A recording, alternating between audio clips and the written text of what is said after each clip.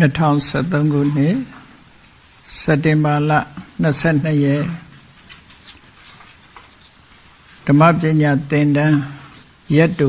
အမှတ်စဉ်နှစ်သုတ်တန္တအနှစ်ချုပ်ဘာသာရပ်မဟာသတိပဋ္ဌာန်သုတ်နာနဲ့ပိုင်းပို့ချချက်မြတ်စွာဘုရားကဥဒိတအခန်းကိုအာယုံ4ရက်နဲ့သတိပဋ္ဌာန်ကျင့်စဉ်ကိုရှင်းလင်းဖော်ပြဘာဖြစ်လို့4မျိုးရွေးရတယ်လဲဆိုတာဒီနေ့ကပြောထားခဲ့ပြီတရားဝါတွေမှာ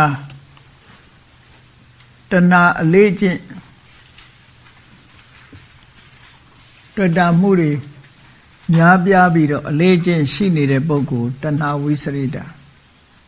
အဲ့ဒီတဏှာဝိစရိတပုဂ္ဂိုလ်ကိုလည်းထက်မြက်သူနဲ့မထက်မြက်သူမထက်မြက်သူနဲ့ထက်မြက်သူနှစ်မျိုးခွဲပြီးတော့မထက်မြက်တဲ့ပုဂ္ဂိုလ်ဖို့ကာယ ानु ပတနာသတိပဋ္ဌာန်ကိုပွားဖို့ထက်မြက်တဲ့ပုဂ္ဂိုလ်ဆိုရင်ဝေဒနာ ानु ပတနာပွားဖို့လို့ဆိုပြီးတဏှာဖြစ်ဖို့နီးစပ်တဲ့အာယုန်တွေပေါ်မှာရှုခိုင်းတာဒါကြောင့်မို့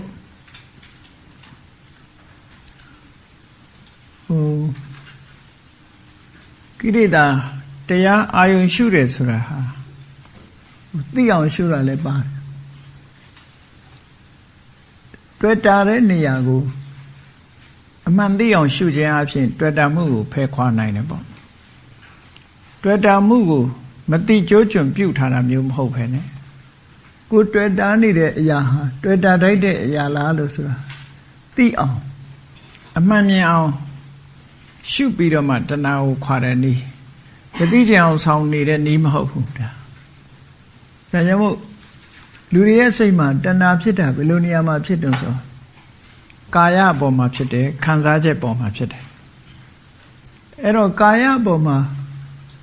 ဘယ်လိုမြင်ရင်တဏှာဖြစ်တယ်လဲခံစားချက်ပေါ်မှာဘယ်လိုမြင်ရင်တဏှာဖြစ်တယ်လဲဆိုကာယအပေါ်မှာလှတယ်ပါတယ်လို့မြင်လို့ရှိရင်တဏှာဖြစ်တာပဲခံစားချက်ပေါ်မှာချမ်းသာတယ်ကောင်းတယ်လို့မြင်လို့ရှိရင်တဏှာဖြစ်တာပဲအဲ့ဒီအမြင်ကိုပြောင်းလဲစေဖို့အတွက်ကာယ ानु ပတနာသတိပဋ္ဌာန်ကမ္မထာနဲ့ဝေဒနာ ानु ပတနာသတိပဋ္ဌာန်ဒီတရားနှစ်ပါးဒီအာယုန်နှစ်ခုမြတ်စွာဘုရားကသတ်မှတ်ပေးထားတယ်လို့ဆိုတာကိုဘုရားဟောတဲ့ပါဠိတော်မှာတည်းရဲ့မရှိဘူးပဲလို့ထို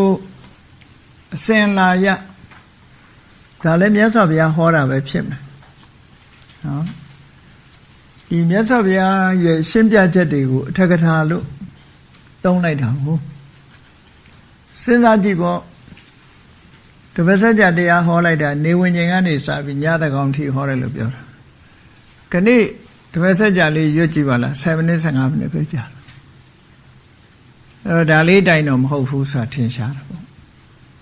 ဘုရားကနားလည်သည့်ထိအောင်ကြဲရှင်းပြမှာပဲ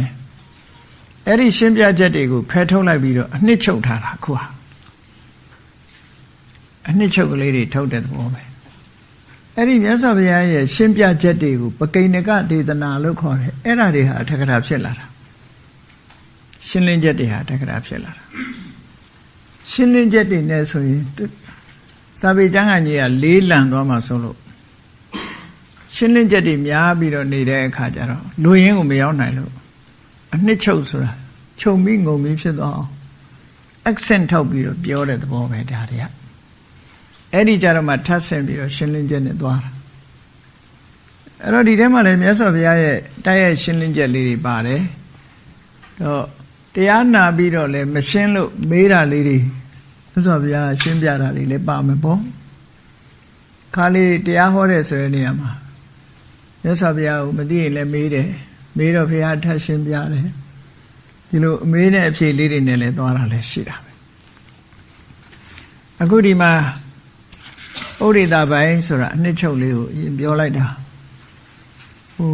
တဏှာစရိုက်ရှိတဲ့ပုဂ္ဂိုလ်တွေအတွက်ကာယ ानु ပတနာသတိပဋ္ဌာန်နဲ့ဝေဒနာ ानु ပတနာသတိပဋ္ဌာန်ဒီနှမျိုးဒီဆေးချက်ပေးတဲ့သဘောပေါ့နော်ယောဂာနဲ့ဆေး ဒီ ဒီယောဂဆိုရင်ဒီဆေးတင့်တော်တယ်လို့ပေးတယ်နောက်တစ်ခါဒိဋ္ဌိစရိတဆိုရသောအဖြစ်မှားရင်းတဲ့အတွေးတွေဟာဘယ်ပေါ်မှာသွားတွေ့တော့ဆိုရင်ခန္ဓာကိုယ်ကြီးပျက်စီးသွားတာလူတွေမြင်ကြတယ်ရုပ်တရားကြီးပျက်စီးသွားတာမြင်တယ်လေသိရင်မြေကြီးနဲ့မြုပ်တာတော့မီးရှို့တာတော့ဒါမြင်တာပဲအဲ့တော့အဲ့ဒီပေါ်မှာကလှတယ်ဆိုတဲ့တွေ့တာမှုလောက်ပဲရှိနိုင်တယ်မိစ္ဆာဒိဋ္ဌိဖြစ်ဖို့ကရှားတယ်ပေါ့ခန္ဓာကိုယ်ကြီးကဘယ်ပေါ်မှာသွားဖြစ်တယ်ဆိုစိတ်ပေါ်မှာသွားဖြစ်တယ်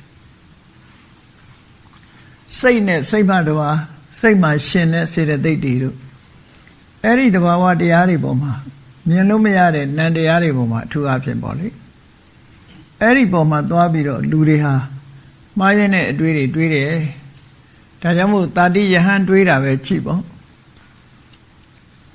ဒီဝိညာဉ်လေးတင်ပဲတဘွားကနေတဘွားကူးပြောင်းသွားတယ်ဒါလေးဟာမြဲတယ်လို့ဒီလိုယူဆတော့မြတ်စွာဘုရားမေးတယ်တာတိတယ်မင်းပြောတဲ့ဝိညာဉ်ဟာဘယ်ဟာတုံးလို့ဆို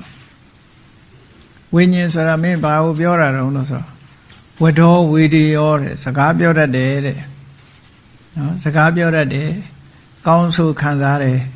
ဒီလိုပြောပြတော့လူတွေကလည်းစကားပြောတယ်ဆိုတာစိတ်ကနေပြောခြင်းနဲ့စိတ်ပေါက်လို့ပြောကြတာပဲလေခံစားတယ်ဆိုတာလည်းစိတ်နဲ့ခံစားတာအဲ့တော့ဒီစိတ်ကနေလှုပ်ဆော်နေတာမို့စကားလည်းပြောတယ်ခံလည်းခံစားတယ်ဆိုတဲ့ဒီဝိညာဉ်ကိုသူရည်ရွယ်ပါတယ်လို့ဆိုတော့မှမြတ်စွာဘုရားရှင်းပြတယ်ဝိညာဏံပရိစ္ဆသမုပ္ပန္နဒီဝိညာဉ်ဆိုတာအမြဲရှိနေတာမဟုတ်ဘူးပရိစ္ဆသမုပ္ပန္နအကြောင်းတိုက်ဆိုင်လာမှပေါ်လာတဲ့အရာဖြစ်တယ်ဆိုတာရှင်းပြအဲ့ဒီတာတိယဟန်ကိုရှင်းပြတဲ့နေရာမှာတာတိယဟန်ရဲ့မှားရင်းတဲ့အမြင်ဟာဒီစိတ်ပေါ်မှာသွားဖြစ်တာဗမာလူမျိုးတွေလည်းဝိညာဉ်နဲ့ပြောတာတွေကအဲ့ဒီပေါ်မှာပဲသွားတာပဲစိတ်ပေါ်မှာဒိဋ္ဌိဖြစ်ကြဒါကြောင့်မို့လို့ဒိဋ္ဌိစရိတလို့ခေါ်တဲ့မှားရင်းတဲ့အမြင်တွေအလေးကျက်ရနေတဲ့သတ္တဝါတွေမှာလည်းဉာဏ်ကောင်းတဲ့လူရှိတယ်ဉာဏ်မကောင်းတဲ့လူရှိတယ်အဲ့ဒီမှာဉာဏ်လေးတဲ့ပုဂ္ဂိုလ်အတွက်စိတ်တ ानु ပဒနာပေးပြီးတော့ဉာဏ်ထက်တဲ့ပုဂ္ဂိုလ်ကျတော့ပို့ပြီးတော့ကျေပြန့်တယ်ဉာဏ်လေးတဲ့ဆိုတာတစ်ခုပဲမှတ်ခိုင်းတာစိတ်တစ်ခုတည်းပဲမှတ်ခိုင်းတာဉာဏ်ကောင်းလာပြီဆိုဓမ္မကျမ်းစာတွေအများကြီးမှတ်ခိုင်းတယ်အဲ့ဒါကြောင့်မလို့ဒိဋ္ဌိစရိတလို့ခေါ်တဲ့မှားရင်းတဲ့အမြင်အလေးကျက်ရနေတဲ့ပုဂ္ဂိုလ်တွေအတွက်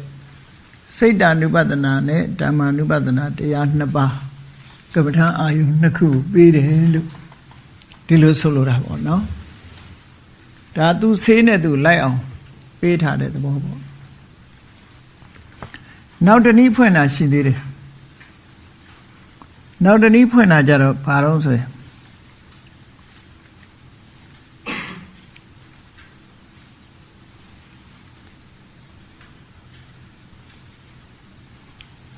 နောက်တနည်းကြတော့သမထယာနိကဝိပဿနာယာနိကလို့ယောဂီပုဂ္ဂိုလ်အလိုက်ကမ္မထံပေးတာလည်းရှိသေးတယ်သမထနီးနဲ့ကမ္မထံကို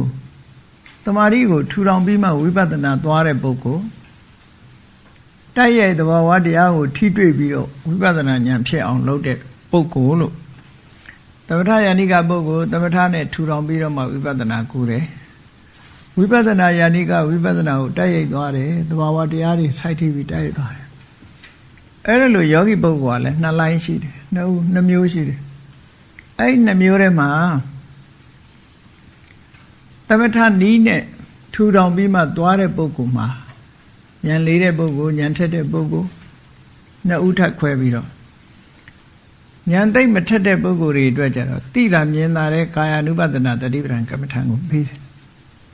ဉာဏ်ထက်ပြီးဆိုတဲ့အခါမှာဝေဒနာ ानु ပဒနာကိုပေးတယ်ဒီမှာလဲကမ္မထံနှစ်ခုဒီနှစ်ခုဟာသမထယာနိကပုဂ္ဂိုလ်အတွက်ဆိုပြီးတော့ပေးတာဒီရွယ်ချက်တစ်ခုပါတယ်ပေါ့နော်သမထယာနိကပုဂ္ဂိုလ်ပေးလိုက်တယ်အဲ့တော့ဝိပဿနာယာနိကတွေအာမထောက်ဘူးလို့ဒီလိုဆိုလိုတာမဟုတ်ဘူးနော်ပါရာစီတမောတောက်လို့ရှိရင်ခေါင်းခဲတော့ပျောက်မှာပဲအကြိုက်ခဲပျောက်တဲ့ဆေးတစ်ခုတောက်ရင်ခေါင်းခဲတော့ပျောက်မှာ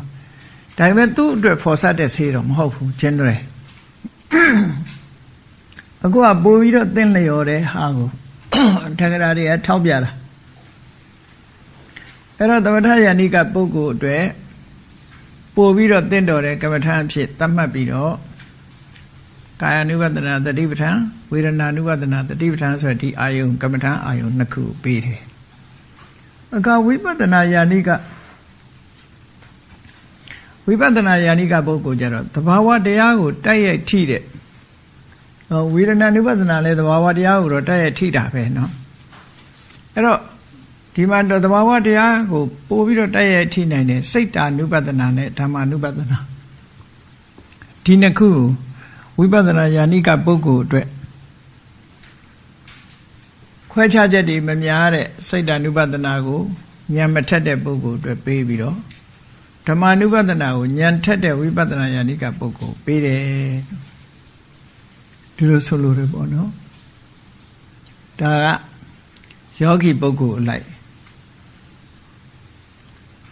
နှမျိုးစီခွဲခြားပြီးတော့ပြောတာနောက်တနည်းကြတော့ဘာပြောတော့နောက်တနည်းရှိသေးတယ်နောက်တနည်းကတရားဝါတွေဟာဒီအာယုံ၄ရက်နဲ့ပတ်သက်ပြီးတော့မှားယွင်းတဲ့အတွေးတွေဖြစ်ပေါ်တယ်ဒီအာယုံ၄မျိုးကာယဝေဒနာစိတ်ဓမ္မလို့ဆိုတဲ့ဒီအာယုံ၄ရက်ပေါ်မှာလူတွေရဲ့အတွေးတွေဘယ်လိုဝင်တော့ဆိုရင်ကာယဆိုရင်လှတယ်လို့ထင်တယ်ဝေဒနာကြတော့ချမ်းသာတယ်လို့ထင်တယ်စိတ်ကြတော့နေသထာဝရမြဲတယ်လို့ထင်တယ်တာတိယဟန်လို့ပေါ့ဒီစိတ်လေးပဲသက်ရှင်နေတော့လည်းဒီစိတ်လေးပဲသေသွားတော့လည်းဒီစိတ်လေးကနောက်ဘဝရောက်သွားပြန်တာပဲဒီစိတ်လေးပဲတန်တရားမှလဲနေတယ်လို့စိတ်ကလေးကိုမြဲတယ်လို့ထင်တာအဲ့ဒါလို့စိတ်နဲ့ပတ်သက်ပြီးတော့နေသလို့ထင်တာရှိတယ်ဖြစ်များတယ်ပေါ့ဓမ္မကြတဲ့အခါကျတော့စိတ်နဲ့ရှင်တွဲလာတဲ့သဘာဝတရားတွေဥမာမဲ့တွေးတယ်ကြံတယ်ဒါဘယ်သူကလှုပ်နေတာတော့ဘယ်သူကတွေးတာတော့ဘယ်သူကစကားပြောတာတော့ဘယ်သူကလှုပ်တဲ့လူရှာလိုက်တဲ့အခါဒီသဘာဝတရားတွေဟာပြုလုပ်သူအတ္တကာရကဝေရကလို့ဒီလိုအတ္တဆိုတဲ့အတွေးရလည်းပဲလူတွေမှာရှိတယ်အဲ့တော့ဆိုလိုတာကကာယနဲ့ပတ်သက်လာလို့ရှိရင်လှတယ်ဆိုတဲ့မှားယွင်းတဲ့အတွေးဝေဒနာနဲ့ပတ်သက်လာရင်ချမ်းသာတယ်ဆိုတဲ့မှားယွင်းတဲ့အတွေးဒါအများဖြင့်ဒုက္ခဝေဒနာပေါ့နော်ချမ်းသာတယ်ဆိုတဲ့အတွေးစိတ်နဲ့ပတ်သက်လာလို့ရှိရင်နေသထာဝရမြဲတယ်ဆိုတဲ့အတွေးဓမ္မနဲ့ပတ်သက်လာလို့ရှိရင်ငါလုံးလို့ဖြစ်တယ်ဆိုတဲ့အတ္တကိုယ်လိုတိုင်းဖြစ်တယ်ဆိုတဲ့အတ္တဆိုတဲ့အတွေးအဲ့ဒီဝိပ္ပန္လာတလို့ခေါ်တဲ့ဒီမှားယွင်းတဲ့အတိမှားတာရဲ့စိတ်တဝိပ္ပန္လာတအမှတ်မှားတာရဲ့တင်ညာဝိပ္ပန္လာတအမြင်မှားတာရဲ့ဒိဋ္ဌိဝိပ္ပန္လာတနော်အတိမှားခြင်းအမှတ်မှားခြင်းအမြင်မှားခြင်းဝိပ္ပန္လာတဆိုတာ hallucination အရက်မူးလို့အရက်ကြောင်တဲ့လူကမရှိတာလည်းမြင်နေတာနော်အဲ့ဒါလိုပဲမရှိတာကိုအရှိလုပ်ပြီးမြင်နေတာမျိုးဒါမှမဟုတ်ဝိပ္ပန္လာတကို hallucination လို့လည်းတစ်ခါတလေပြန်တယ်အရက်မူးတဲ့ဟာမျိုးလို့ဖြစ်နေတယ်အရက်ကြောင်နေတယ်perversion လို့လည်းပြန်တယ်ထင်မြင်လွဲမှားနေတာရှိတာတခြားမြင်နေတာတခြားမရှိတာတွေကိုမြင်နေတယ်အဲ့ဒါကိုဝိပ္ပန္လာတလို့ခေါ်တယ်အတိမှားနေတယ်စိတ်တဝိပ္ပန္လာတအမှတ်မှားနေတယ်တင်ညာဝိပ္ပန္လာတအမှတ်မှားတာဆိုတာလေးနဲ့ပတ်သက်ပြီးတော့ရှေးကရက်လဲတရားစာတွေထဲမှာရေးတာကြားဘူးလိုက်ငယ်ငယ်တော့ဖတ်ဘူးတယ်ပေါ့အမှတ်မှားတာဆိုတာလေးနဲ့ပတ်သက်ပြီးတော့တပြေးပင်ပေါ်မှာတပြေးသည်ဆိုတာလေသိကြမှာပဲပေါ့နော်အဲ့ဒီမှာတပြေးသည်ဆိုတာညိုညိုလေးလေအယောင်လေးကညိုညိုလေးအဲ့ဒီမှာကြ က်တူရေးလေးတစ်ကောင်နားနေတော့ကြက်တူရေးရဲ့နှုတ်သီးကရဲရဲလေးဆိုတော့ပေါက်ပွင့်နဲ့တူတယ်သူ့ရဲ့အတောင်တွေကိုကာယတွေအမွှေးတွေကအစိမ်းဆိုတော့အရွက်နဲ့တူတယ်အဲ့တော့ပေါက်ပင်ကြီးပွင့်နေတဲ့သဘောပေါ့အရွက်တွေကြားထဲကအပွင့်ကလေးအဖူးလေးနီနီရဲရဲလေးထွက်နေတယ်လို့ဒီလိုမှတ်မှားစရာရှိတယ်တခါတပြေသီးဆိုတာလည်းအညိုကလေးအကြက်တူရေးတစ်ကောင်ကတစ်ပင်ပေါ်နားနေတဲ့အခါမှာမဒုံဆိုတဲ့အကောင်ကနီနီရဲရဲလေးမြင်လိုက်တော့အပွင့်မှတ်ပြီးတော့ဝိရိဆုပ်ဖို့ကြက်တူရေးနှုတ်သီးပေါ်လာနားနားတော့ကြက်တူရေးကလည်းတပြေသီးမဲ့လို့ထင်တယ်မဒုံကိုကြည့်လိုက်တဲ့အခါတပြေသီးမဲ့လို့ထင်သွားတယ်ကြက်တူရေးရဲ့အမှတ်မှားမှုကမဒုံကောင်ကိုတပြေသီးထင်တယ်မဒုံရဲ့အမှတ်မှားမှုကကြက်တူရေးနှုတ်သီးကိုအပွင့်လို့ထင်ပြီးတော့သူ့အမွှေးတွေကိုတော့အရွက်လို့ထင်တာတစ်ပင်တစ်ပင်လို့ပဲအောင်မေးတယ်အဲ့တော့အမှတ်မှားတယ်ဆိုတာအဲ့ဒါမျိုးပြောတာနော်အမှတ်မှားနေမှတ်မှားတာကြက်တူရဲ့တပြေသီးမှတ်ပြီးဘရုံးကိုစားလိုက်တယ်ဘရုံးကိုကိုက်ချီလိုက်တယ်ပေါ့ဒီအဓိပ္ပာယ်မျိုးမှားရွံ့တာတွေလို့ဆိုလို့တယ်အဲ့ဒါမျိုးကိုတင်ညာဝိပ္ပန္နတအမှတ်မှားတယ်လို့ပြောတာဒိဋ္ဌိဝိပ္ပန္နတကြတော့အယူမှားတာကိုဟာကိုအတွေးကိုအကြံကိုအမြင်ဟာမှန်တယ်လို့ထင်ပြီးတော့ယူဆတယ်အဲ့တော့အခုလည်းပဲအတုပမတင့်တယ်တဲ့ခန္ဓာကိုယ်ကြီးတကယ်ကတော့ခန္ဓာကိုယ်ကြီးကမတင့်တယ်တာသိချာတယ်မတင့်တယ်ဘူးဆိုတာရွံစရာဆက်ဆုပ်စရာတွေနဲ့ပြည့်ပြီးတော့နေတယ်ဒါကြောင့်မို့မနေ့အစောကြီးဆိုရင်တွိုင်းလက်အရင်ဝင်ရတာတွိုင်းလက်မဝင်မဲနဲ့9လောက်နေကြည့်ပါလားကိုယ့်ကိုယ်တော်ပဲထွက်ပြေးရမှာမစေးမကြောမျက်နှာမသိသွားမတိုက်ဖဲနဲ့အဲ့တော့လူခန္ဓာကိုယ်ဆိုတာတကယ်ကတော့အတုပမတင့်တယ်တာကိုအတုပလို့ခေါ်တာအဲ့ဒါပေါ်မှာတင့်တယ်တယ်လို့မြင်နေတာဟာအတိမာခြင်းအမှတ်မှားခြင်းနဲ့အယူမှားခြင်းတစ်မျိုးပဲဖြစ်တယ်ပေါ့အဲ့တော့ဝိပ္ပန္နတ12မျိုးနဲ့ပြောတာအလွယ်လေးမှတ်ဖို့ရခုနပြောတဲ့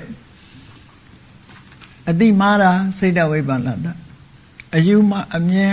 အမှတ်မှားတာတင်ညာဝိပ္ပန္နတအယူမှားတာစိတ်တဒိဋ္ဌိဝိပ္ပန္နတလို့ဒီ3မျိုးပေါ်မှာအတုပကိုတုပလို့ထင်တယ်နော်ဒုက္ခကိုဒုက္ခလို့ထင်တယ်အနိစ္စကိုနိစ္စလို့ထင်တယ်အနတ္တကိုအတ္တလို့ထင်နေတယ်ဆိုတဲ့အဲ့ဒီ4ခုနဲ့3ကို4နဲ့မြောက်တာပဲ12ခုဖြစ်တယ်ဆိုတာဝိပ္ပန္နတ12ပါးဆိုတာအဲ့ဒါပြောတာ3ကို4နဲ့မြောက်4ကို3နဲ့မြောက်ချင်တာနဲ့မြောက်ပေါ့3 4 4 4 3 4တူတူပဲလေအဲ့ဒါလို့ဆိုလိုတာအဲ့ဒီဝိပ္ပန္နတတွေဖယ်ရှားဖို့အတွက်ဟောဒီတတိပဌာန်အာယုံ4မျိုးကိုပေးတာမြတ်စွာဘုရားပေးတာနော်ဒီကမ္မဋ္ဌာန်းယောဂပြောက်ဖို့ပေးတာလေဆေးပေးတယ်ဆိုတာဆေးကလကားတော့တာမဟုတ်တခုပြဿနာကြောင့်ပေးတာကိုအဲ့ဒါကြောင့်မလို့ဒီကမ္မဋ္ဌာန်းတရားဆိုတာလေလူတွေရဲ့တဏ္ဍာမှာတန်တရားကဆွဲကပ်လာတဲ့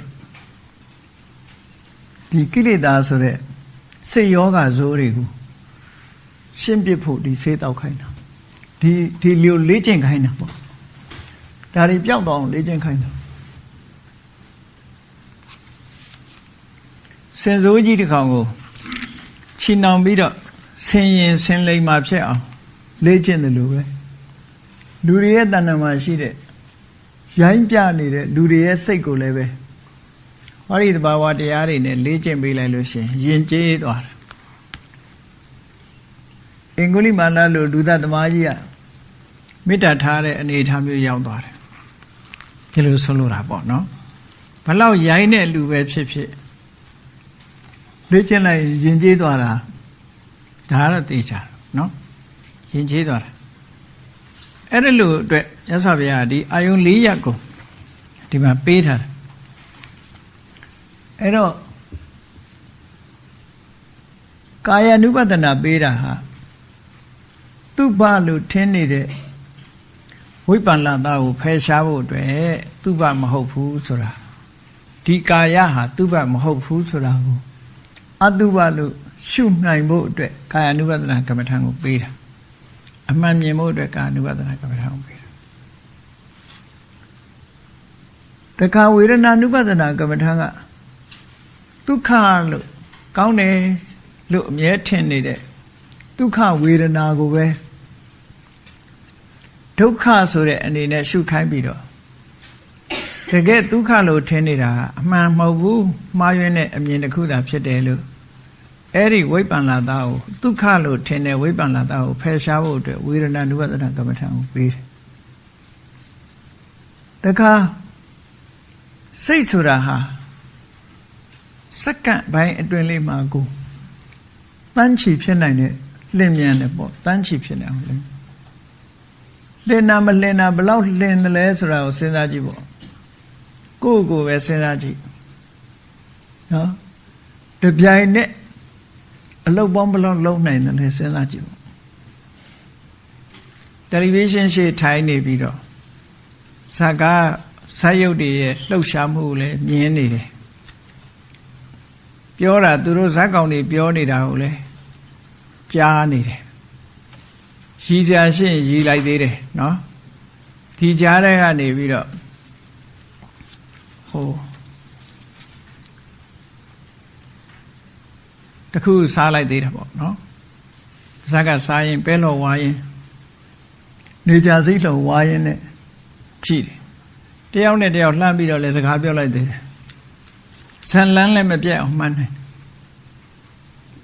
စိတ်ဟာဘယ်လောက်မြန်နေဆိုတာဒါတာမန်စိတ်နော်တာမန်စိတ်တွေပဲခံစားချက်တွေလွတ်သွားတယ်လို့မရှိဘူးဇလန်းကလည်းလွတ်သွားတယ်လို့မရှိဘူးထိုင်ကြည့်နေတာနားထဲမှာလည်းမကြားလိုက်တာလို့မရှိဘူးသို့တော်လည်းဒီမကြားလိုက်တဲ့အပိုင်းလေးတွေရှိတာဒီပြမပြောနဲ့မျက်တောင်လေးခတ်နေတဲ့အချိန်မှာမှောင်သွားတာသိမှမသိလိုက်တာတကယ်ကြည့်မျက်တောင်ခတ်လိုက်လို့မျက်စိကပိတ်သွားတာပဲလေပိတ်သွားတဲ့အချိန်မြင်ရတာမှမဟုတ်တာဒါပေမဲ့လို့လူတွေကမျက်တောင်ခတ်တာကိုတတိမထားနိုင်တော့မြင်နေရတယ်ပဲထင်တာမြင်နေရတယ်ထင်တယ်စိတ်ရဲ့လင်းမြန်မှုဟာအလွန်လင်းမြန်တယ်ဒါမို့မိဆက်ဝိုင်းကြီးလို့ဝိုင်းလိုက်တဲ့အခါလှက်ပြီးတော့ရမ်းလိုက်တဲ့အခါမှာအဝိုင်းကြီးတို့ကထင်ရလောက်အောင်ဒီလိုမြန်တာပေါ့ဒီတဲ့ထင်ရှားတဲ့ဥပမာကြည့်လိုက်မယ်ဆိုရင်တော့ရွှဲလုံးလေးတွေကစားတယ်လက်တစ်ဖက်ထဲမှာ၅လုံးစီထည့်ပြီးတော့မြောက်တယ်ဖမ်းတယ်လက်ထဲမှာတစ်လုံးပဲရှိတာမှန်သို့သော်တစ်ခုမှမကြောက်အောင်ဖမ်းနိုင်လင်းမြန်မှုကြောင့်ဖြစ်တာအဲ့ဒီတဲ့စာပေါင်းများစွာစိတ်ကလင်းမြန်တယ်လို့ပြောဘာမှမလွတ်အောင်ဖမ်းနိုင်ဇလန်းလည်းမလွတ်စေရဘူးရုပ်လည်းမလွတ်စေရဘူးအတန်လည်းမလွတ်စေရဘူးနော်စားစရာလည်းမလွတ်စေရဘူးတခုခုအဲ့ဒါလို့စိတ်ဟာလင်းမြန်စွာအာယုန်ဒီပေါ်မှာကျက်စားနိုင်တာမို့အလွန်လင်းမြန်တယ်မြတ်စွာဘုရားရဲ့လေ့ကျင့်ထားတဲ့စိတ်ကြတော့ဒီတဲ့စပေါင်းဂရေပေါင်းများစွာလင်းမြန်သွားတယ်တကုပြတွေဟာပြတဲ့အခါမှာမြတ်စွာဘုရားကြည့်လေရေထွက်ဖို့ရေအရင်ပန်းထွက်ဖို့အတွက်အာဘောကတိုင်းဝင်စားရတယ်ဝိသိစိတ်ဖြစ်ရတယ်ပြီးတော့မှရေကိုဖန်ဆင်းရတယ်မီးထွက်ဖို့အတွက်တေဇောကတိုင်းကိုဝင်စားတယ်ပြီးတော့မှဖန်ဆင်းတယ်ဖန်ဆင်းပြီးတော့မှမီးဖြစ်တယ်သို့တော့လင်းလင်းမြန်မြန်လှုပ်သည့်အတွက်ကြောင့်မျက်လုံးတော်တွေကတစ်ဖက်ကမီးတွေပန်းထွက်နေရင်တစ်ဖက်ကရေတွေပန်းထွက်တယ်လက်ရနားတော်တွေကမီးပန်းထွက်နေရင်လက်ဝဲနားတွေကရေတွေပန်းထွက်ရေမီးအစုံတကိုးပြာတွေဟာပြတယ်ရမိုက်ပြာတွေဟာရမကရေမီးအစုံပြတယ်ဆိုတာအဲ့ဒါစိတ်ဘလောက်မြန်တယ်ဆိုတာစဉ်းစားကြည့်ပေါ့ကြည့်တဲ့လူတွေရဲ့တဏ္ဍာမှာတပြိုင်နဲ့လို့ထင်တာဓမ္မတပြိုင်နဲ့လောက်တာမဟုတ်တပြိုင်နဲ့မဖြစ်ဘူးတစ်ခုစီဖြစ်တယ်အဲ့ဒါကိုမြန်မာပြည်မှာတခြင်းဆိုတာလေထူးမခြားနာဆိုအတိပ္ပယ်ကထူးတယ် အချိန်ပိုင်းချင်းမခြားနာဘူးဒါမှမဟုတ်တချင်းဆိုတဲ့ကထူးဆိုတာလေးကိုပြောတာအလွန်ထူးဆန်းတဲ့အံ့ဩဖွယ်ကောင်းတယ်သို့တော့မီးထွက်တဲ့အချိန်နဲ့ရေထွက်တဲ့အချိန်ဟာကွဲပြားခြားနာမှုမရှိဘူးတပြိုင်တည်းဖြစ်တယ်လို့ဒီလိုဆိုလိုတာထူးမခြားနာမီးရေစုံတာထူးမခြားနာဆိုဘာမှမထူးပါဘူးကွာလို့ပြောတဲ့အဓိပ္ပာယ်မျိုးရောက်နေတယ်ခုဟာနော်တကယ်ရတာမဟုတ်ဘူးထူးဆိုတာအတော်အံ့ဩစရာကောင်းတာပဲဘာလို့အံ့ဩစရာကောင်းတာတော့ဆိုဆန့်ကျင်ဘက်အရာနှစ်ခုဟာအချိန်ကာလမခြားနာပဲနဲ့တပြိုင်တည်းပေါ်နေလို့ထူးတယ်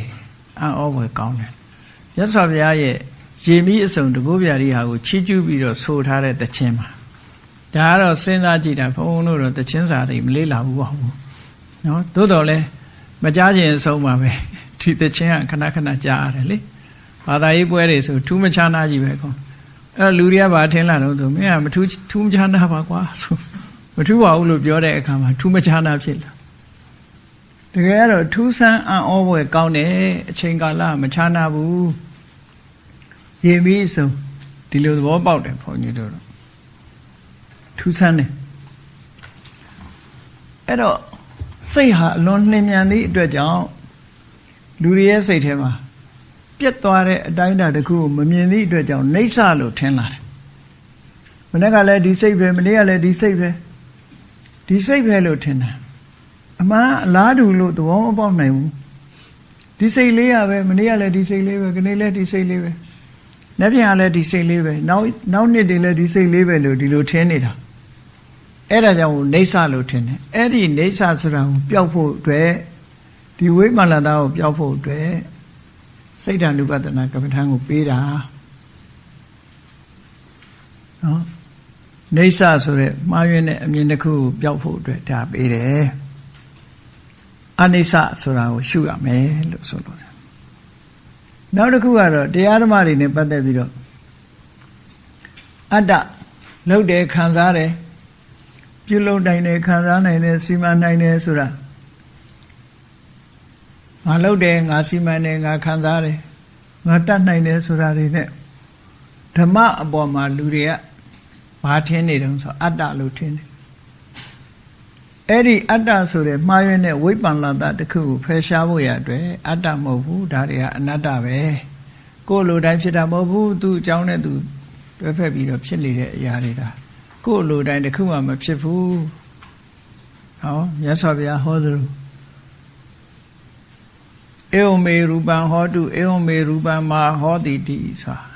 ဘာမှကိုယ်လိုတိုင်းဖြစ်နိုင်တာမရှိဘူးဒါကြောင့်မို့အနတ္တလို့ဆိုတာအတ္တလို့လွဲမှားနေတဲ့အလွဲမှားတစ်ခုကိုဖယ်ရှားပြဖို့ရအတွက်ဓမ္မာနုပဒနာကိုပေးပါတယ်လို့ဒီလိုဆိုတာအဲ့ဒါတတိပဋ္ဌာန်တရား၄ပါးဟောရခြင်းအကြောင်းကိုရှင်းပြတဲ့စကားဘာကြောင့်၄မျိုးလိုအပ်တယ်လဲဆိုလူတွေကစိတ်နေသဘောထားတွေကအမျိုးမျိုးရှိတော့သူနဲ့သူကြိုက်အောင်ဖော်တာပေါ့ရစားတလက်တဲ့နဲ့96ဖြာယောဂဝေဒနာကုလို့မှမရတာနော်သူကလေးနဲ့သူသွားမှာပဲအဲ့ဒါလို့ဆိုင်ရာယောဂတွေပျောက်ကင်းမှုအတွက်မြတ်စွာဘုရားလေ့ကျင့်မှုအတွက်စိတ်ထဲမှာဆွဲလန်းနေတဲ့ဝိပဿနာသားတွေဖယ်ရှားဖို့အတွက်ဟောတတိပဋ္ဌာန်တရား၄ပါးကိုဟောကြားတယ်လို့ဒီလိုမှတ်ရမှာပေါ့အဲ့ဒါလို့ဟောတဲ့ထင်မယ်မနေ့ကပြောတဲ့ထင်မယ်အချင်းချင်းပြောထားတာရှိတယ်ကမ္မထာအထုတ်တယ်ဆိုတာဘာနဲ့အထုတ်တာတော့မဂ္ဂင်၈ပါးနဲ့ပဲအထုတ်တာအဲ့မဂ္ဂင်၈ပါးထဲမှာအခုပြောထားတဲ့ထဲမှာအဓိကအရေးကြီးတာတွေကဘာတွေတော့ဆိုအာတပိဆိုတာနဲ့ပြောတာအာတပိဆိုတာတော့ပုဂ္ဂိုလ်ရည်ညွှန်းတာနော်အာတပဆိုမှဝိရိယ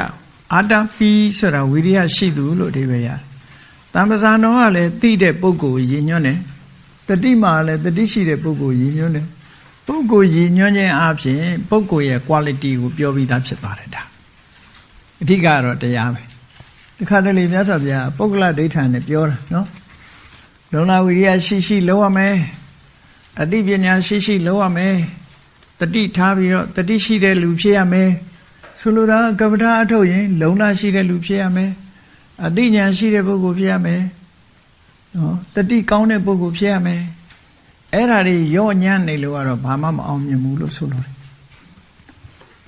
အဲ့ဒါနဲ့ပတ်သက်ပြီးတော့ ရှင်းလင်းချက်ကလေးတွေအလုံးမှတ်သားစရာကောင်းတယ်ထေရထဲမှာဘာရှင်းထားတော့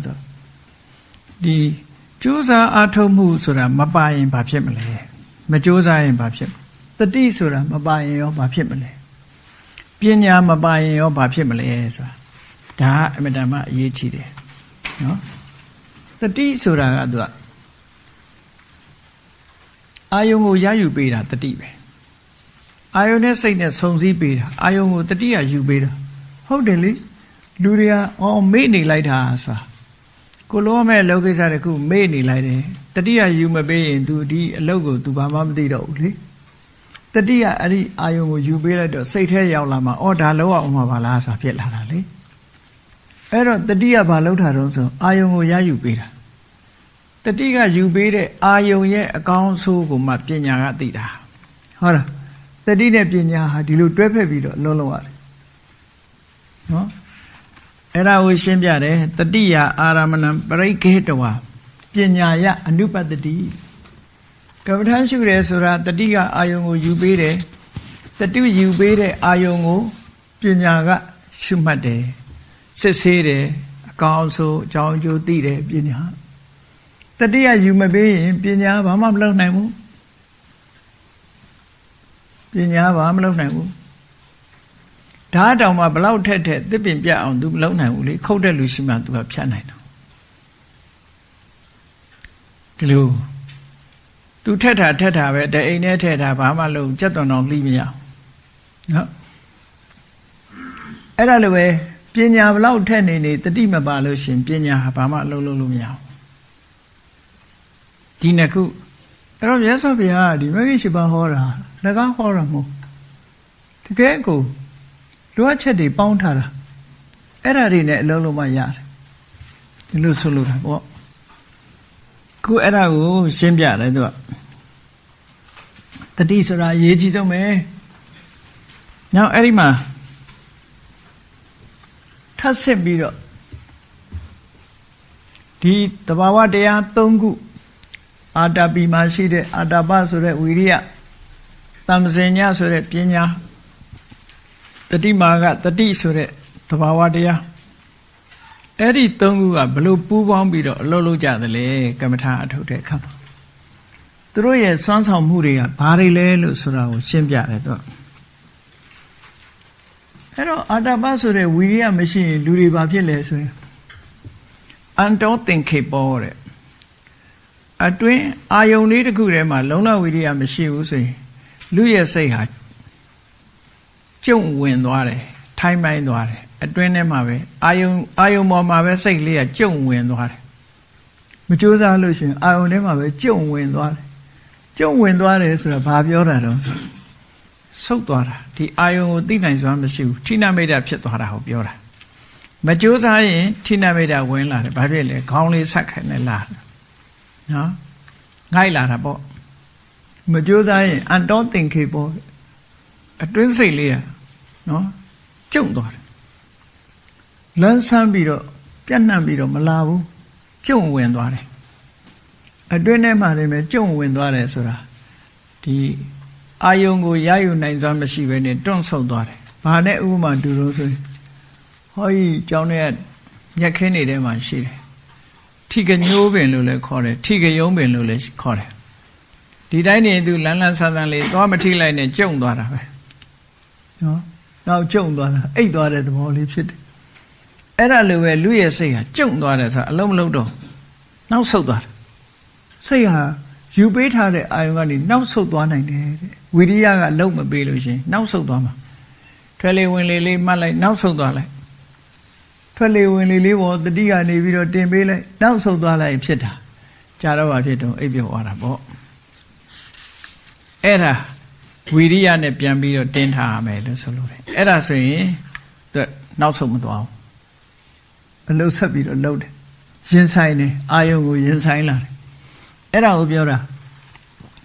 ဝိရိယမရှိဘူးဆိုလို့ရှိရင်အာယုံကအတွင်းစိတ်ကအတွင်းကိုပြန်ကျုံသွားတယ်တဲ့အဲ့ဒီပြန်ကျုံသွားခြင်းဟာကမ္မထာထုတ်ဖို့အတွက်နှောက်ယှက်ကြီးတစ်ခုပဲလုပ်ငန်းမအောင်တော့ဘူးလို့ဆိုလို့တယ်ဒါကြောင့်မို့ဝိရိယရှိရမယ်အတွင်ကျုံမသွားနိုင်အောင်ဝိရိယရှိရ လန်းဆန်းတက်ကြွပြီးရင်ဆိုင်တဲ့ဝိရိယမျိုးဖြစ်ရမယ်ဒီလိုဆိုလိုတယ်နော်ဟောတခါနောက်တခါကဲအတ္တမ္ပဇာနာတမ္ပဇာနာပညာအစဉ်ချင်းဟာလိုအပ်တယ်ဘာကြောင့်လိုအပ်တာတုံးဆိုပညာမရှိဘူးဆိုလို့ရှိရင်သူကဘာဖြစ်တုံးဆိုပညာမရှိဘူးဆိုရင်ဘာဖြစ်လာတုံးဆိုရင်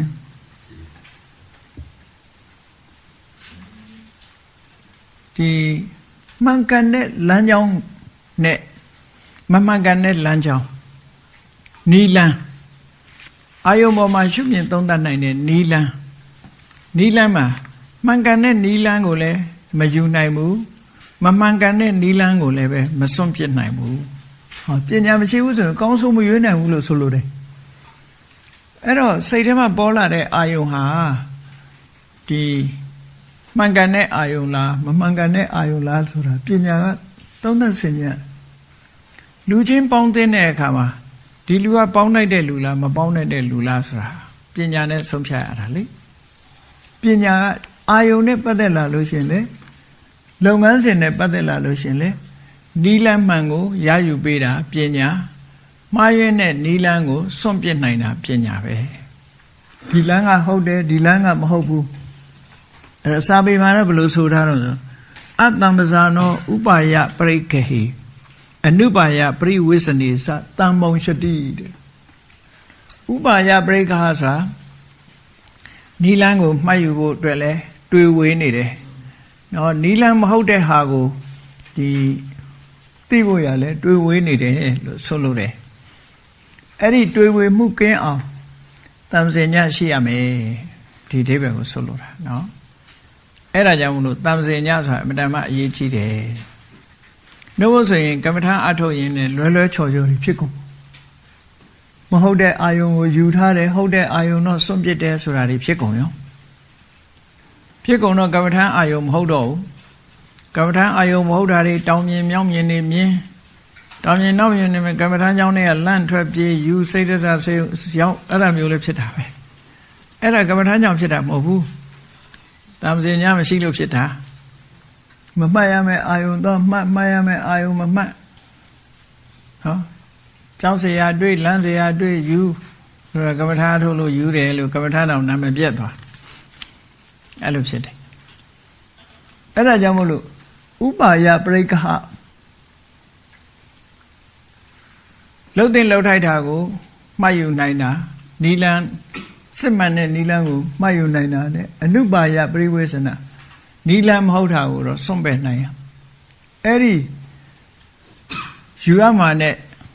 ရှောင်ရမှာပေါ့ရှောင်ရမှာနဲ့ဆောင်ရမှာရှောင်ရမှာကိုရှောင်ရမယ်ဆောင်ရမှာကိုဆောင်ရမယ်အဲ့ဒီရှောင်ရမှာနဲ့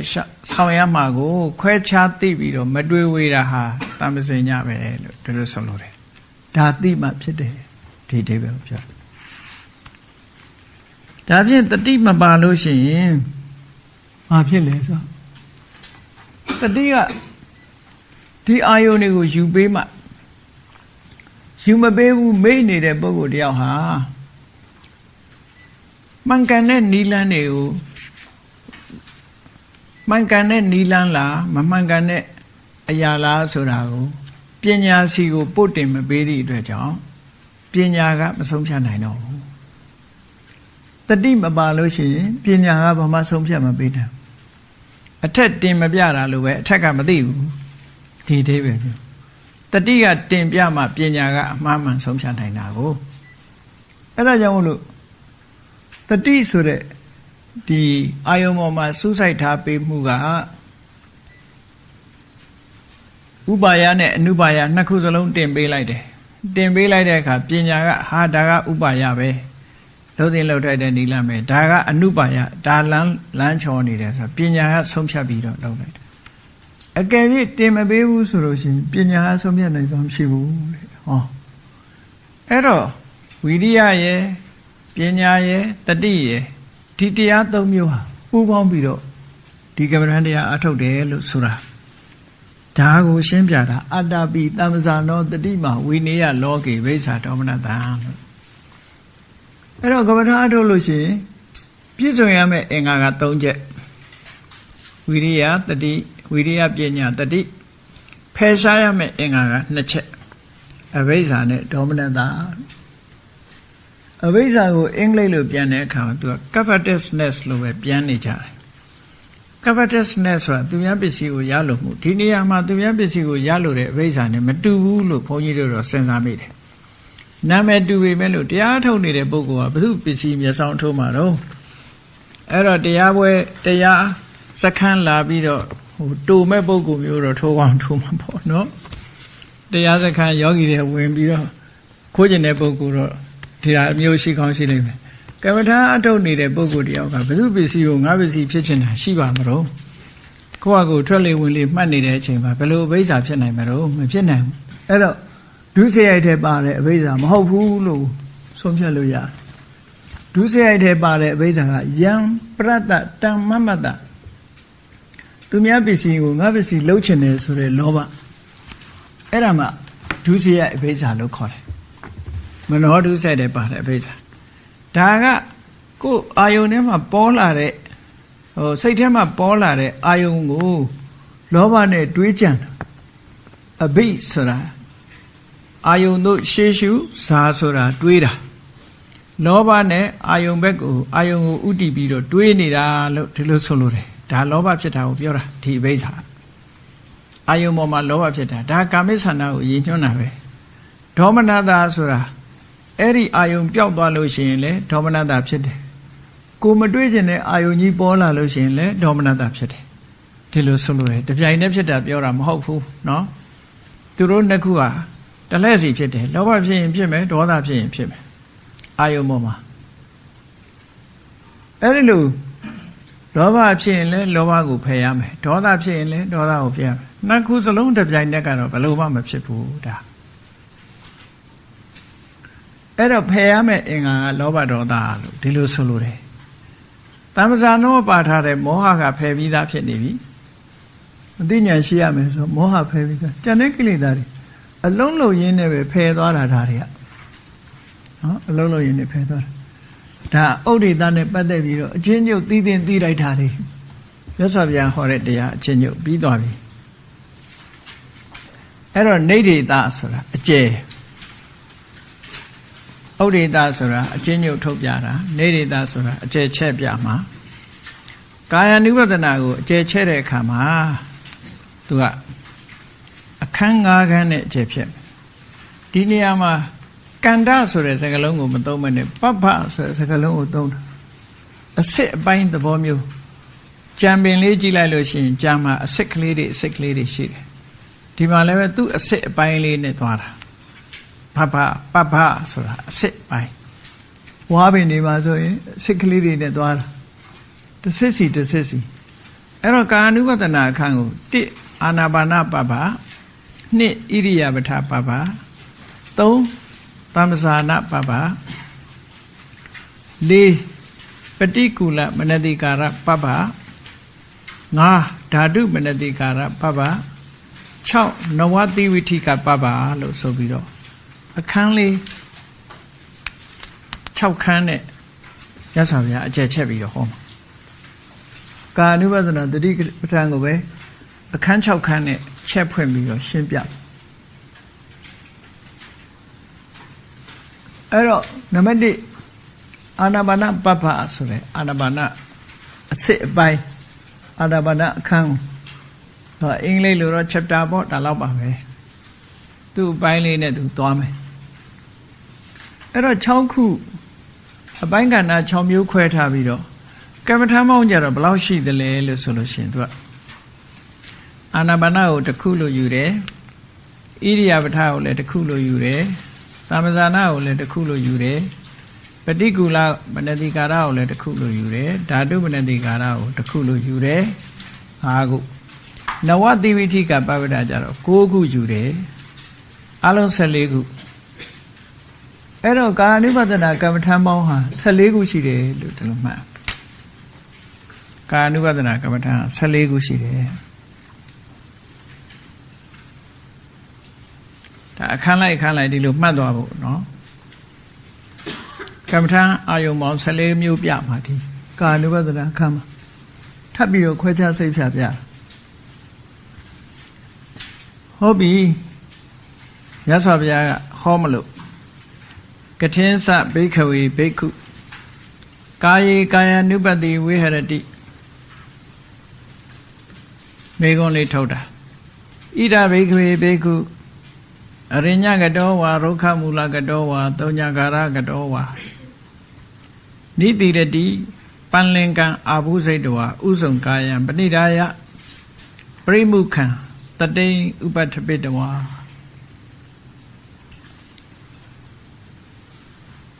ဒီမှာဒီစာပိုက်လေးကဒီ sentence တစ်ခုတည်းပဲဝါကျတစ်ခုတည်းပဲရှေ့ပိုင်းကတော့မေးခွန်းလေးမေးတာဘိက္ခဝေယဟန်တို့ဘိက္ခုယဟန်သည်ကာယေကာ ानु ပတိကာယ၌ကာယကို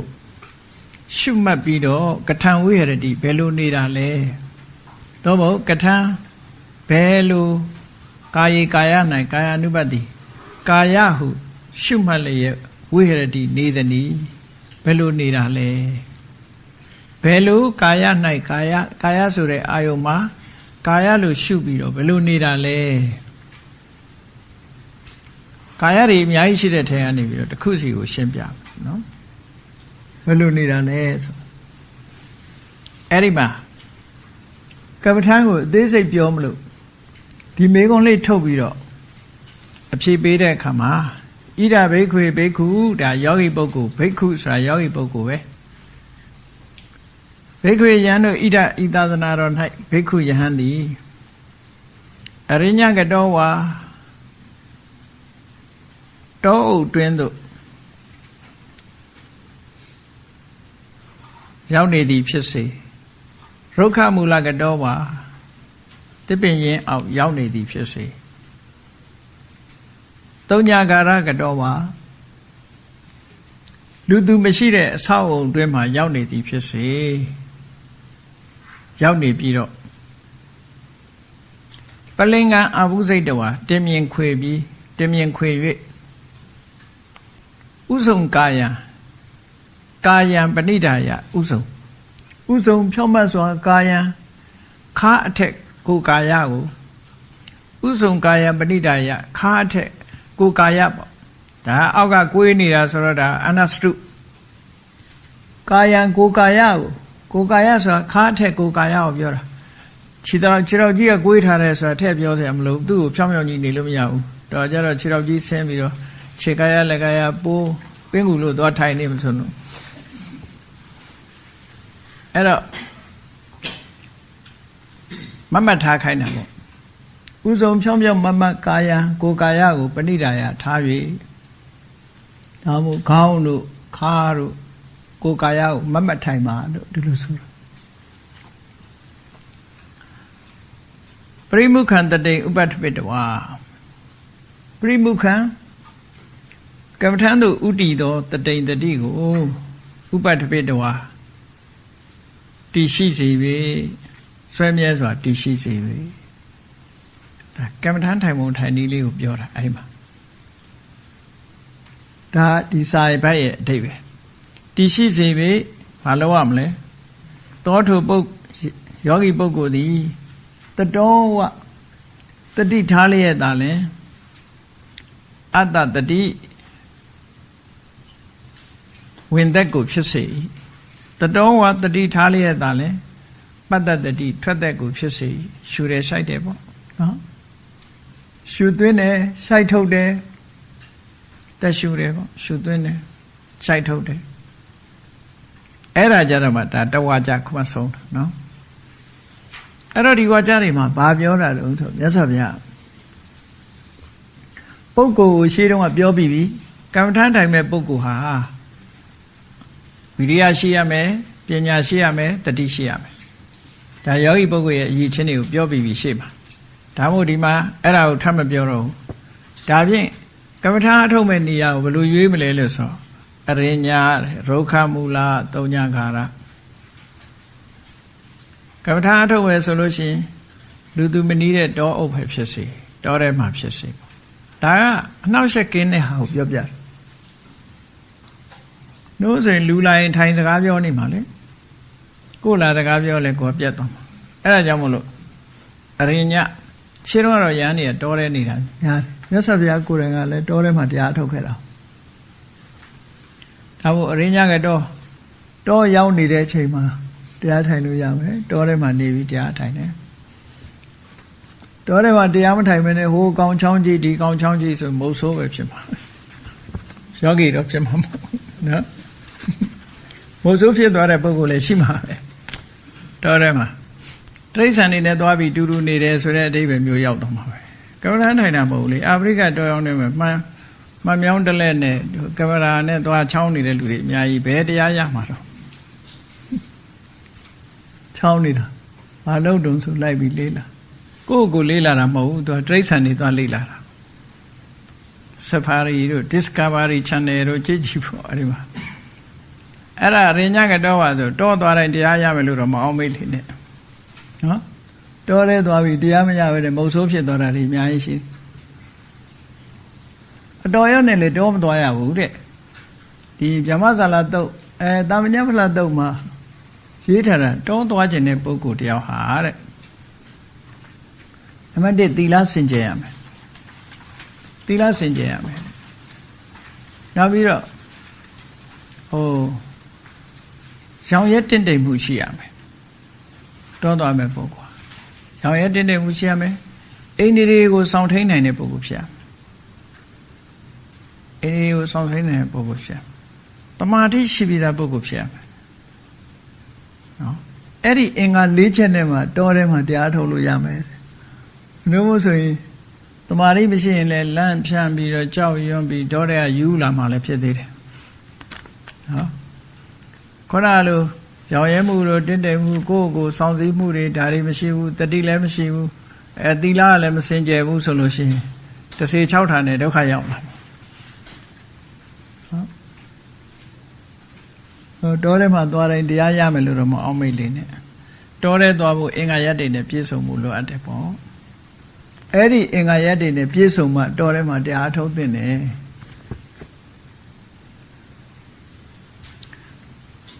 အဲ့တော့ဒါကမ္မထာထုတ်လို့ကောင်းတဲ့နေရာတွေကိုမြတ်စွာဘုရားရွေးပြတာရင်းညကတော့ဟာ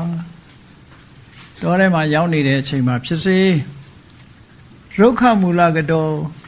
တစ်ပင်ရင်တစ်ပင်အောင်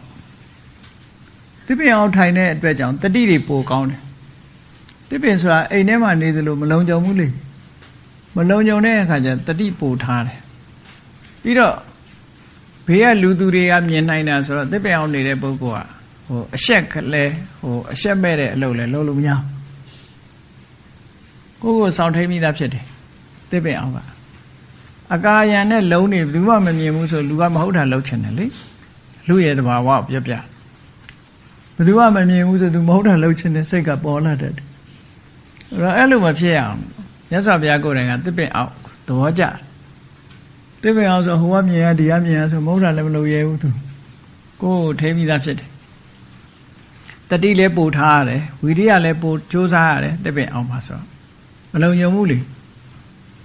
အဲ့ဒါကြောင့်မို့လို့ရောဂမူလကတော့ပါတစ်ပင်အောင်ပါပဲဖြစ်စေသုံးညာကာရကတော့ပါသုံးညာအကာရဆိုဘယ်သူမှမရှိတဲ့တယောက်တည်းနေတဲ့အဆောက်အုံသုံးညာဆိုတာလူသူမရှိတဲ့အဆောက်အုံကမ္မထာညောင်းပေါ့လေလွယ်လွယ်ပြန်တော့ကမ္မထာညောင်းနဲ့လည်းပဲအဖို့ရှိနေလို့မကိုက်ဘူးအဲ့တော့အခုကတော့ group meditation နေဘာဖြစ်လို့ group meditation လုပ်တာတော့ဆိုတယောက်နဲ့တယောက်ထိန်းတဲ့သဘောနဲ့ထူပါတယ်ကြတာနော်ညဘဆိုရင်တယောက်တည်းဆိုအိတ်ချင်အိတ်နေပါများနေဆိုတော့သူများရှက်တာနဲ့ကိုယ်ကမအိတ်ရဲတော့ငိုက်နေလဲသူများတွေမြင်ရှက်တယ်အဲရှက်စိတ်ကလေးနဲ့ပြန်ထိန်းပေးတာလည်းဖြစ်လောက်တယ် group meditation နေတော့ခုကတော့ထိန်းရတာအများကြီးဖြစ်လာပြီပေါ့နော်ထိန်းစရာတွေကများလာအဲ့တော့တကယ်ကိုယ်စိတ်က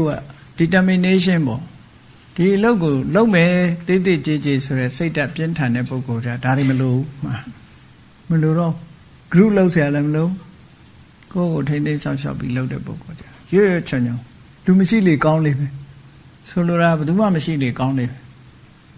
တယောက်ရှိနေအတ္တမလန်ကြားနေအောင်ပါပဲလေဘယ်သူမှမရှိရင်ကောင်းဆုံးပဲပေါ့ဒါ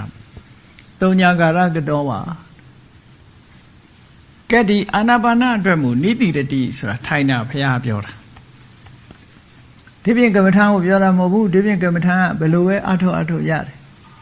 ဒါအာနာပါနအတွက်ကိုအဓိကထားပြောတယ်ကျန်တဲ့ကမ္မထာတွေကြတော့လမ်းလျှောက်တာတို့နော်ထိုင်တာတို့သူအာနာပါနကြတော့ထိုင်ပြီးတော့ရှုမှတ်ရမှာသူကအိပ်ပြီးရှုကြည့်ပါလားခဏလေးတင်ခေါ်ဖြစ်သွားမှာအာနာပါနနဲ့အဲ့ဒါဌိနမိတ်တာနဲ့အတော်ကိုနီးတာနော်အိပ်ပြောတော့မှသိချတယ်ဒါမို့အိပ်မပြောလို့ရှိရင်အာနာထွက်လေဝင်လေမှတ်ပြီးအိပ်ကြအိပ်ကောင်းလို့ကမ္မထရအောင်တော့မဟုတ်တရားရအောင်တော့မဟုတ်ဟုတ်ပြီနိတိတတိဒါထိုင်ပုံထိုင်နည်းကိုပြောမလို့နိတိတတိပလင်္ကံအာဟုစိတ်တော်အမျိုးသားတွေကြတော့တင်းပြင်းခွေတယ်အမျိုးသမီးတွေကြတော့ထက်ဝက်ပလင်လို့ခေါ်တယ်ဘယ်လိုပဲဖြစ်ဖြစ်ဒီတတ်တာတဲ့ထိုင်နည်းကားကိုထိုင်နေပေါ့လေဥစုံကာယံပဏိဒါယကိုယ်ခန္ဓာကိုမတ်မတ်ကလေးထားတယ်ဒါထိုင်ပုံထိုင်နည်းတွေပြောတာနိတေရတိပလင်္ကံအာဟုစိတ်တော်ဥစုံကာယံပဏိဒါယခန္ဓာကိုယ်ဖြောင်းဖြောင်းလေးထားခိုင်းတာဘာဖြစ်လို့တော့ဆိုလို့ရှိရင်ကုန်းတုံးကြီးလုံနေလို့ရှိရင်ခါးရိုးတွေမှာခါးကနေပြီးကြောမှာအယိုးအစစ်ပေါင်း18ခုလောက်ရှိတယ်နော်ကိုယ့်ကိုစမ်းကြည့်လိုက်ရင်လည်းတွေ့နေမှာပူလေးတွေ18ခုလောက်ရှိတယ်ဟုတ်တယ်အယိုးစုရည်ကြီးတာအဲ့လောက်ရှိတယ်တော်တော်များများရှိတယ်အဲ့ဒီအယိုးအစစ်ကလေးတွေကသူကဒီလိုမတ်ပြီးတော့နေမှတစ်ခုနဲ့တစ်ခုဟာသူကမဖိတာနည်းနည်းလေးကုန်းလိုက်လို့ရှိရင်အစွန်းလေးကဖိသွားဖိရင်ဘာဖြစ်တော့ဆိုကြောအောင်တာတို့ခါအောင်တာတို့ဒါတွေဖြစ်လာတတ်တယ်ဖြစ်လာရင်ကြာမထိုင်နိုင်ဘူးတဲ့ဒါကြောင့်ကိုကြာထိုင်နိုင်အောင်လို့မတ်ကလေးထိုင်မှာဒီအိဗယ်ကိုပြောတာယောဂဖြစ်လာနိုင်လို့ဥစုံကာယံပဏိဒါယပြီးပြီဆိုတဲ့အခါကျတော့ပရိမုခံတတိပရိမုခတတိဆိုတာအဓိပ္ပာယ်တော့နှမျိုးသုံးမျိုးဖွင့်တယ်ဒီနေရာမှာပရိမုခတတိဆိုတာထုတ်ဆောင်နိုင်တဲ့တတိဒီထုတ်ဆောင်နိုင်တဲ့တတိဆိုတာအစွမ်းအစတွေပြည့်ဝတဲ့တတိမျိုးကိုလည်းပရိမုခတတိလို့ခေါ်တယ်နောက်တစ်နည်းကတော့ကမ္မထာအာယုံဘက်ကိုဥလှည့်ထားတဲ့တတိလို့ဒီလိုလဲအဓိပ္ပာယ်ယူလို့ရတယ်နော်ကမ္မထာအာယုံဘက်ကိုဥလှည့်နေတဲ့တတိတခြားအာယုန်တဲ့ဘက်ကိုမလှည့်ဘူးကမ္မထာအာယုန်ဘက်ကိုဥလှည့်နေတဲ့တတိအဲ့ဒီတတိကိုဥပတ္ထပိတဝါဆွဲမြဲစိတ်ထဲမှာတည်စေရမယ်ဒီအာယုန်ပေါ်မှာအမြဲတတိထားနေရမယ်လို့ဒီဆိုတာနော်တတိကိုထားပြီးတော့မှတတောဝါအတ္တတတိတတောဝါပတ္တတတိဒီအာနာပါနကျင့်စဉ်ကို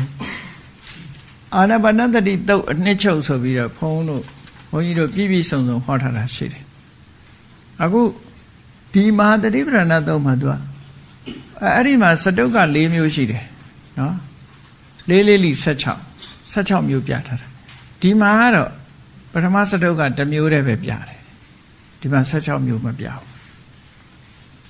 အဲ့ဒီအာနာပါနတတိတုတ်ကြတော့16မျိုးပြထားတယ်အာနာပါနကိုအသေးစိတ်ဟောတာပေါ့ဒီမှာတော့ဒီအာရိကမိကပုဂ္ဂိုလ်တွေလောက်ဘီကင်းနာတွေအတွက်ရည်ရွယ်ပြီးတော့မြတ်စွာဘုရားကတစ်မျိုးတည်းပဲဒီမှာဟောတယ်အများကြီးမဟောဘူး16မျိုးလုံးကိုမဟောဘူးဒီမှာဒါဆိုလို့16မျိုးမဟောဘူး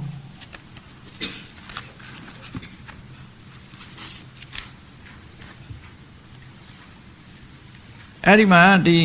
အာနာပါနစတင်လုပ်ပုံလေးကိုသူရှင်းပြအဓိပ္ပာယ်လေးတွေကိုအရင်ပေးလိုက်မယ်သောထုယောဂီပုဂ္ဂိုလ်ဟာအဲ့လိုထိုင်းနေပြီးတဲ့ယောဂီပုဂ္ဂိုလ်ဟာသောဘိက္ခုပဲနော်တပိတောဟာတည်ထားပြီးတော့ဆက်ပြီးတော့လုပ်ရမယ်သောထုယောဂီပုဂ္ဂိုလ်ဟာတတောဝတတိရှိလျက်သာလဲအတ္တတတိဝင်သက်ကိုဖြစ်စေရမယ်တတောဝတတိရှိလျက်သာလဲပတ္တတတိထွက်သက်ကိုဖြစ်စေရဒီအာယုံလေးဖြစ်တိုင်းတတိကတ်နေရမယ်လို့ဆိုလိုတယ်ဒါကတတိထားပုံကိုပြောတာနောက်က ဒီကံဝါအတ္တတန်တော်ဒီကံရှိလျားစွာအတ္တတန်တော်ရှုသွင်းသည်ရှိသောဒီကံရှိလျားစွာအတ္တတာမိရှုသွင်းဤဟု၍ပသနာတိသိရဒါကြတော့တတိတွေမကတော့ဘူးပညာပါလာပြီလို့မှတ်ပသနာတိသိလာတယ်ကိုယ့်အသက်ရှိရှုရင်ရှိတယ်လို့သိလာတယ်ဒီကံဝါပတ္တတန်တော်ရှိလျားစွာထွက်သက်ကိုဖြစ်စေသည်ရှိသောဒီကံပတ္တတာမိတိရှိလျားစွာထွက်သက်ကိုဖြစ်စေတယ်လို့ပသနာတိသိရမည်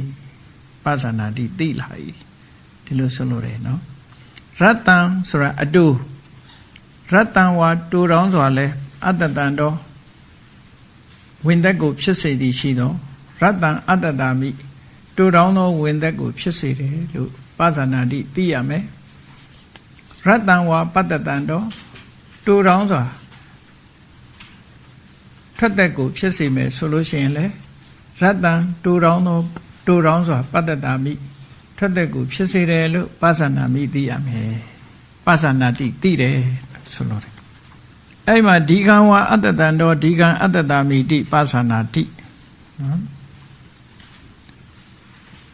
ကောမှာပါတယ်ရတ္တံဝါအတ္တတန်တော်ရတ္တံအတ္တမိတိပသနာတိဒီမှာလဲကောမှာလေးတစ်ခုလို့ပဲသို့မဟုတ်တစ်ချောင်းပိုက်အဲ့တော့အဲ့ဒီပုံစံနဲ့ရှုဖို့လိုအပ်တယ်လို့ဒါကအလု